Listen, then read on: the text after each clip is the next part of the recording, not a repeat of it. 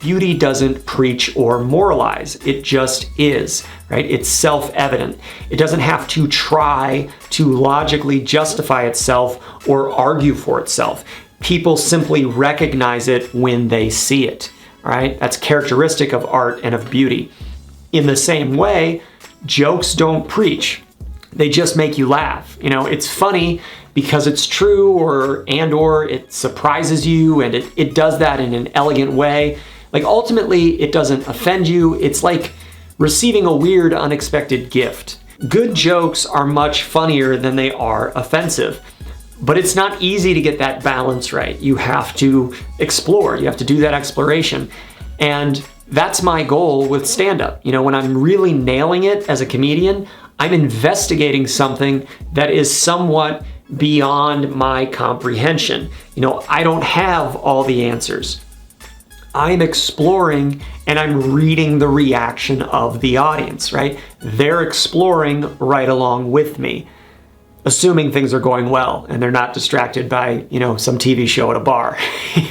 So the point is, if a stand-up comic is going to get any good at stand-up comedy, they're already paying very close attention to the response from the audience. They're already approaching the art form with a high level of humility. Having an ego, it doesn't work for stand-up. Ego doesn't work for stand-up. You can have an ego ironically, right? You can have a surface level ego as a character element, as a shtick, right? But as soon as you develop a real ego and think you're, hot shit, think you're cool, all that crap, you immediately cease to be funny. Part of the reason why is that you lose respect for the response from the audience. You lose touch with the people you're supposed to be connecting with.